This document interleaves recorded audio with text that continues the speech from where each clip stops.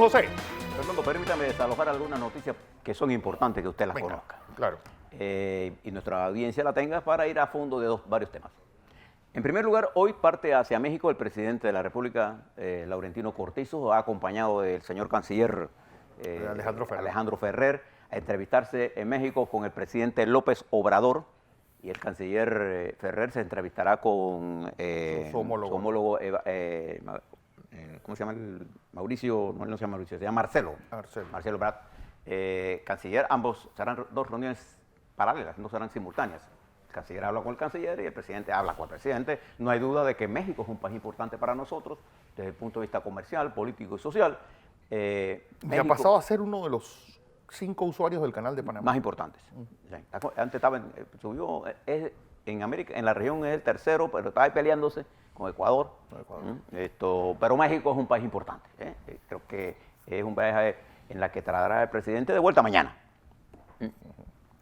Es una cosa que debe usted saber. 2, ayer se aprobó en gabinete el presupuesto del general del Estado por el monto de $23.322.000, 6 millones más que el del año pasado, e incluye 150 millones, como le dicen los medios de comunicación hoy, para la línea del Metro 3, que no llega a Chorrera. No, hasta Vista Alegre. Pero abre la perspectiva. El tramo más complicado es el que se va a hacer. De ahí a Chorrera es un salto. Un tiro de piedra. También, escuche esta noticia que es importante.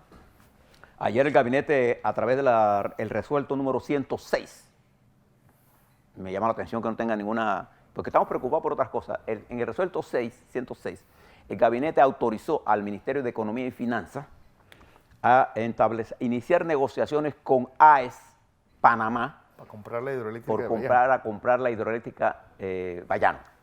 AES Panamá es la concesionaria que se quedó con esa parte. Ellas son las responsables de la administración. Y Panamá estudia, a través de llegar a un acuerdo, un memorándum de entendimiento, comprar Bayano. ¿Por qué? Bueno, nosotros tenemos que buscar varias alternativas para el suministro de agua potable para consumo. El lago Bayano es una de esas opciones, es el lago artificial más grande que disponemos. Para poder que eso se establezca, si está en manos de una empresa de interés exclusivamente comercial, yo tendría que pagar un alto precio por el agua. Claro. Porque el agua tiene que ser primero turbinada para que se dé el negocio de energía eléctrica. Entonces, si la hago en represa de aguas abajo, es más costoso, y entonces se está estudiando comprar ese proyecto para que vuelva a control del Estado el 100% y poder hacer una tubería que conecte el lago Bayano con el lago Alajuela, de manera que Bayano le suministre agua a Alajuela. Y esa agua de Bayano a Alajuela se descontra del uso del Canal de Panamá y podemos pasar los barcos. Se requiere un proyecto de 72 kilómetros de tubería. Ese proyecto lo haría la autoridad del Canal de Panamá con sus propias inversiones. Bueno, este proceso se autorizó ayer. No es que ya se dice, no comiencen a preguntar cuánto cuesta ni qué. Esto es un proceso que arranca. Primero hay que ver si se pone de acuerdo. Pero ya está autorizado. Recuerda que ese proyecto se terminó en la administración del general Omar Torrijos cuando nosotros, en ese periodo, desarrollamos todo el sector eléctrico, que en Panamá no existía una integración del sistema eléctrico.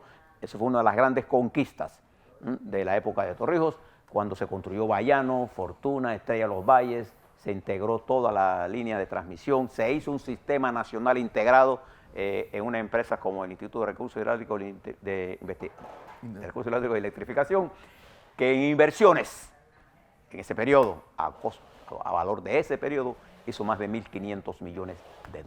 A valor de 1970. Le digo esto porque ahora 50.000 millones de estamos dólares. estudiando una opción que debemos prestarle atención. No está tomada una decisión, porque de una vez comienzan a decir cosas. Yo no lo vi. Para mí esta es una noticia que le interesa al pueblo panameño. ¿Por qué? Porque este es el que nos asegura el problema que tenemos, agua. Y le cuento por ahí mismo. Me alegra mucho que el gobierno haya tomado la decisión de declarar materia de urgencia notoria la sequía. ¿Y por qué? Yo les contaba aquí que en el área de para darle una de las áreas, el área de Pedací, ha llovido la mitad de lo que llovió el año pasado. Y hasta el 10 de noviembre no había caído aguacero en todo, perdón, de octubre, en todo octubre, ya está lloviendo. Pero va a caer menos que el año pasado, que ya era poco. Sí. Y eso va a tener un efecto en los ríos, en las aguas subterráneas están a alta profundidad, la capa freática. Entonces tenemos un problema que hay que abordarlo desde ahora, para no estar llegando a febrero todo el mundo haciendo reportajes, las vacas ya están muriendo, sí lo sabemos desde hace tiempo. Sí. Lo que tenemos es que el gobierno, y me alegra que el gobierno haya asumido esto desde ahora.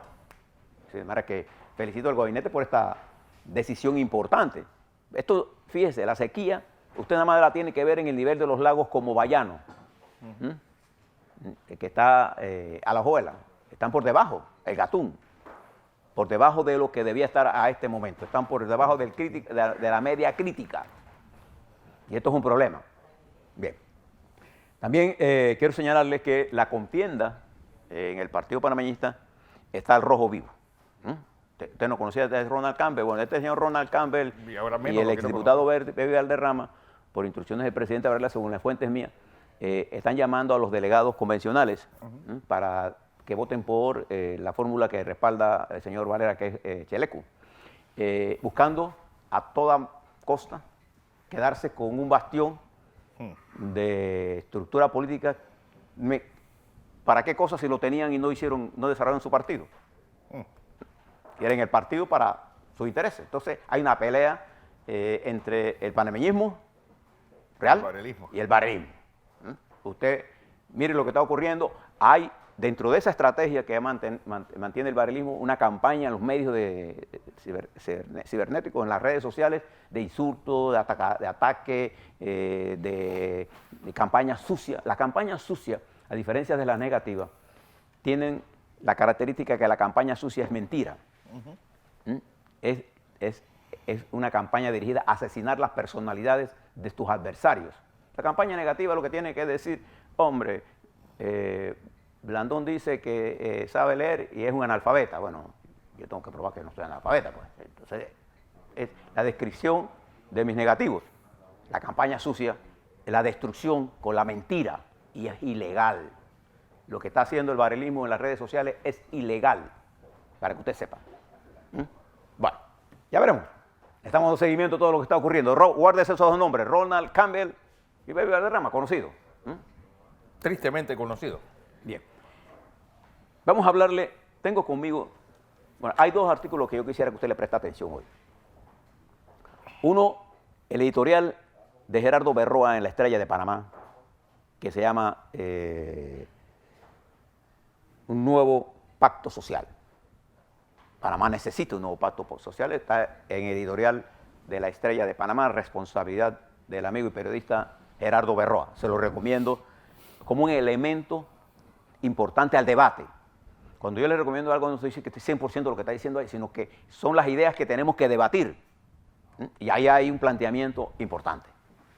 También en el periódico La Prensa de hoy hay un artículo del doctor Marcel Salamín, un gran amigo, un gran chitreano, uno de esos muchachos que, bueno, muchachos no, nosotros somos ya bastante viejitos, pero bueno, recuerde que lo viejo es relativo, pero de que estamos viejos, estamos viejos.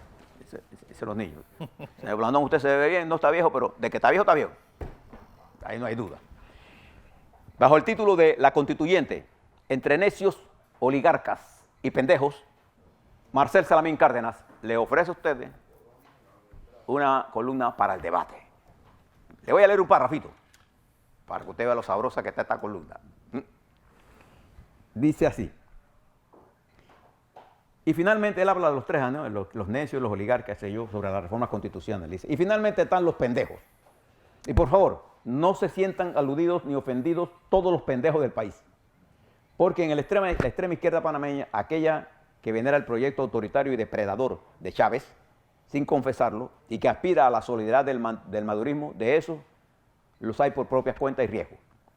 Me refiero a los pendejos míos, aquellos a los que Omar Torrijos advirtió que no se dejen quitar lo conquistado, aquellos que hoy, como búfalos en estampida, corren al despeñadero tras el señuelo populista de dirigentes corruptos y delincuentes, a los cuales el poder de la oligarquía les consumió el alma a punta de pesetas. Se parece, ¿usted sabe a quién este artículo? Al escritor francés, yo acuso. ¿Ah? Dreyfus.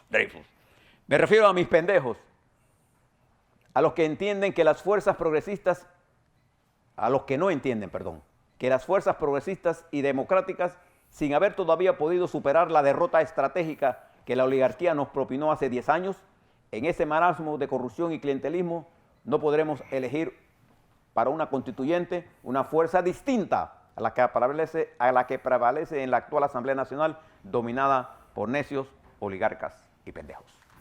Este es parte del artículo. Controversial, fuerte. Pero es que sí que está la situación. De Emil Solá. Solá hizo el caso de Dreyfus, pero el escritor es Solá. Emil Solá, sí. Emilio Solá. Esta es una obra, a mí me pareció esas glosas de Vargavila. De Vargavila, que era uno de los escritores románticos colombianos, que cuando usted lee un libro de eso, La Ubres de la Loba, ¿quién no leyó eso? Hombre. Bien. ¿Y por qué yo le planteo esto? Porque quiero hablar de las reformas constitucionales. Ayer la Asamblea pasó en tercer debate las reformas constitucionales con un conjunto de ajustes al proyecto de la reforma presentada por la llamada Concertación Nacional. Y digo la llamada Concertación Nacional no en tono sarcástico, sino en tono real. Porque para mí la Concertación Nacional no está representada en ello. Yo tengo una apreciación política de que ellos no representan la fuerza del país. Punto. La fuerza del país está representada en sus estructuras políticas partidarias y en el resto de la sociedad no partidaria. Está representada en las autoridades tradicionales indígenas, en los sindicatos, está representada en el movimiento campesino, está representada en la intelectualidad, en nuestros poetas, en nuestros intelectuales que no están ahí. No están allí. Ahí están intereses muy concretos. En ese tercer debate, que ya se cerró, cierra el ciclo de la primera legislatura, que hace una propuesta de reformas, que le voy a dar un veredicto mío. Si esas son las reformas, no van a pasar. Pero esas no son las reformas. Las reformas se van a hacer ahora. Arranca un periodo de consulta a partir de la próxima semana para tener, en las primeras semanas de enero, una propuesta consensuada entre las fuerzas políticas de este país. ¿Y por qué es importante? Porque la Constitución es un problema serio. No podemos reducir la Constitución a resolver los problemas de ciertos grupos. La Constitución es una carta de navegación de una sociedad determinada. Son las bases conceptuales, filosóficas, que nos dicen hacia dónde vamos, sobre qué teoría, sobre qué modelo. Entonces nosotros hemos cogido un modelo representativo democrático. Entonces, si la premisa política es esa, el desarrollo del sistema constituyente debe ser enfrascado en esa concepción filosófica del Estado que estamos creando. Y por eso que no es cualquiera es constituyente. Yo no podría ser constituyente, porque no tengo esa filosofía completa. Podría ser un contribuyente en unos sectores de la Constitución. La Constitución tiene su parte filosófica en la que todos podemos actuar si tenemos conocimiento de ello, y de cosas que yo sí conozco porque he leído, es de las formas fundamentales filosóficas del mejor modelo que ha tenido la sociedad, que es el modelo democrático abierto, de partidos. No conozco ningún otro. Y no de partidos únicos, sino de partidos pluriclasistas. En la diversidad es donde está la fortaleza de la democracia.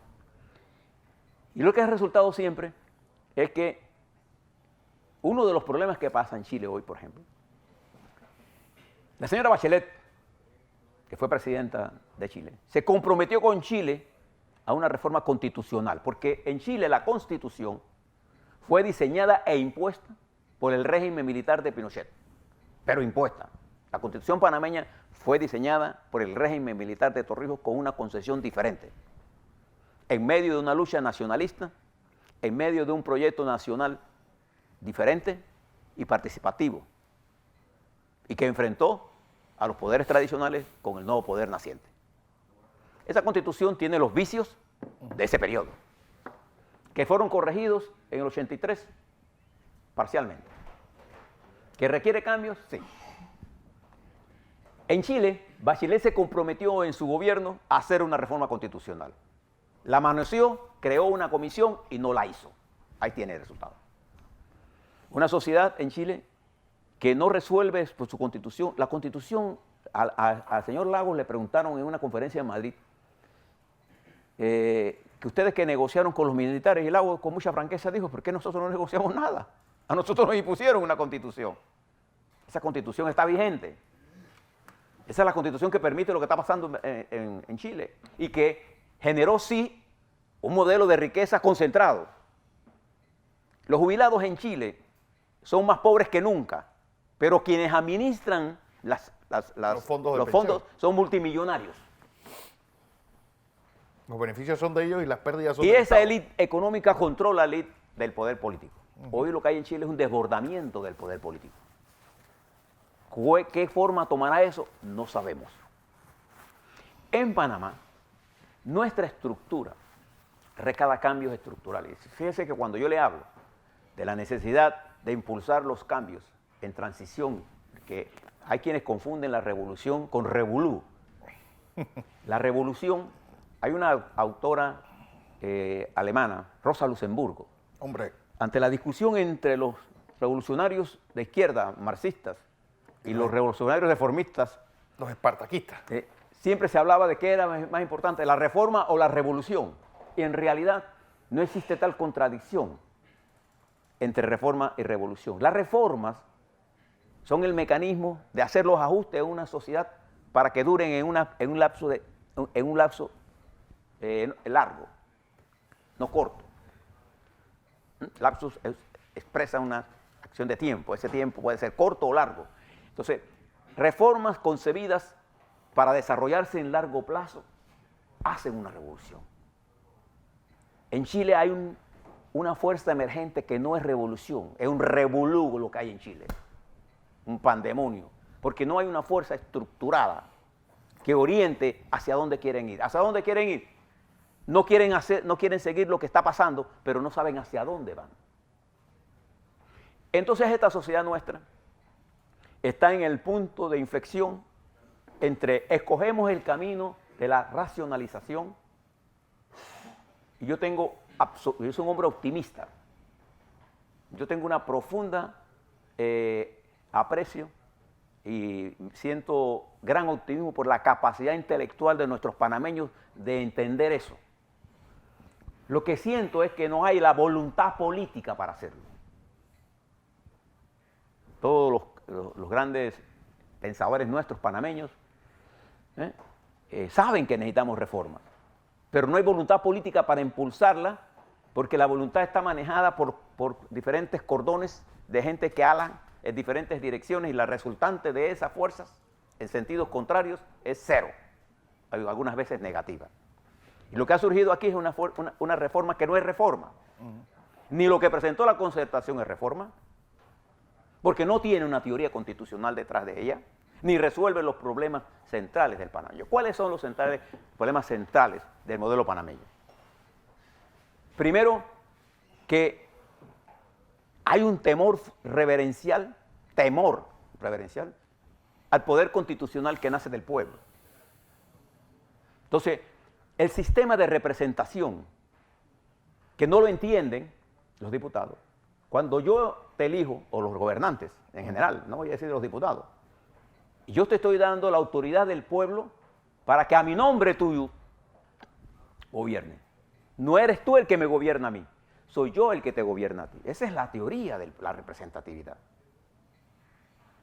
Si le entendemos ese concepto simple, entonces tendremos que desarrollar la Constitución sobre esa base. Tenemos que darle más poder al gobierno local en forma ordenada. Tenemos que hacer una división de poderes balanceada. en la que el órgano legislativo haga lo que tiene que hacer, pero el órgano legislativo tiene que estar en coordinación con el Ejecutivo, en armónica colaboración, y el judicial. Lo que pasa es que los poderes económicos codominan el poder ejecutivo y entonces impiden la transformación. Cortizo ha planteado una serie de reformas. Nosotros lo que tenemos que empujar es esas reformas.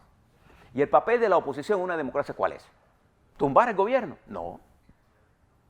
¿Retener los cambios? No. El papel en una democracia de la oposición es ayudar a construir los consensos que hagan la transformación. Ese es el papel de la oposición. ¿Cuál es el papel del gobierno y su partido?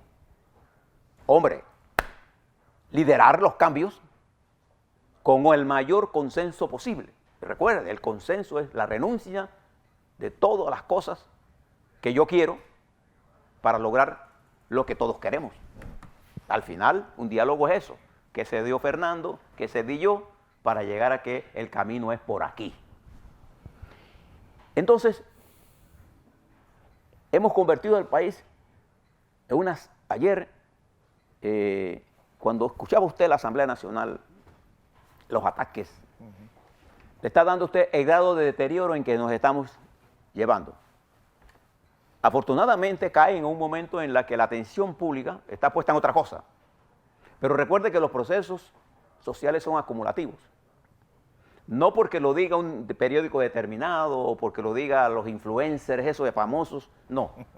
Los influencers en Chile no tienen ninguna importancia. ¿Quién es el actor más importante en Chile hoy? El pueblo. Cuando usted dice el pueblo, es como decir una masa que yo no tengo identificación. ¿Quién es el pueblo en Hong Kong? ¿Qué estructura la representa? Nada. Observen Hong Kong hoy. El Hong Kong de hoy tiene ya técnicamente una recesión. Sí. Hoy Hong Kong, ese floreciente puerto, esa floreciente comunidad de la estructura política administrativa de la República Popular China, está en recesión por esta confrontación que lleva casi meses, 3 meses. Está en recesión. Contrario, mire lo que pasa en Singapur, está en crecimiento. Mire lo que pasa en la República Popular China, está en 6,6% de crecimiento anual. Entonces, ¿por qué yo le planteo esto? Porque quienes impulsan el cambio por la vía de la fuerza, o el cambio por dejar que todo fracase, por desidia, son tan responsables. Chile no llegó allí por obra de Maduro, o de Castro, o de Chávez, o de quien sea. Chile llegó allí porque las condiciones objetivas en que se estaba desarrollando la sociedad chilena creó un ejército de gente insatisfecha, suficientemente cabreada con el sistema para hacer lo que están haciendo. Claro, eso está bien, claro que no está bien visto desde la racionalidad de acá. Vaya a Chile, métese en ese holgorio de los muchachos y las energías que esos muchachos tienen, no impulsada por ningún proyecto especial, sino por el odio a la marginación. Usted se dará cuenta que cuando usted tiene la marginación como frontera, no tiene más alternativa que morir en la lucha. Eso es. Entonces nosotros aquí en Panamá, hoy el mundo reconoce a Panamá, fíjese la contradicción, como una de las economías. Ya no es Chile, hoy es Panamá la que tiene la opción. Pero esa responsabilidad yo no la estoy viendo, Fernando. Yo no estoy viendo la responsabilidad, ni estamos viendo el peligro, que es lo peor. Entonces, tenemos que sentarnos, tenemos que hablar, tenemos que dejar de ser unas estructuras que trabajen para poderes fácticos, que no le importa los millones que tengan, entre más millones tienen, más quieren, para pensar en los jubilados, para pensar en los campesinos, para pensar en los indígenas, para pensar en nuestros muchachos, nuestra juventud, que se está quedando sin empleo, que no tiene casa donde vivir, que tenemos unos servicios de electricidad pésimos, pero todavía las empresas quieren hacer más negocios con la pobreza de los demás y la insatisfacción. Entonces yo creo que el gobierno ha planteado 4 reformas básicas. Yo creo que necesitamos como señaló Martinelli, señala Gerardo Herrera hoy, un pacto social nuevo. Pero un pacto social de verdad.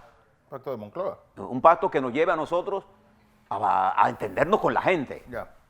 Necesitamos en ese pacto social una reforma educativa, una reforma a la seguridad social, una creación de mecanismos para elevar el nivel de vida de nuestros jubilados, para atender a los 200.000 muchachos nuestros, 200.000, más, menos, creo que son más, que andan fuera del sistema, para parar esa maquinaria de dejar embarazadas a nuestras niñas menores de 18 años, que la metemos de una vez en el ciclo de la pobreza.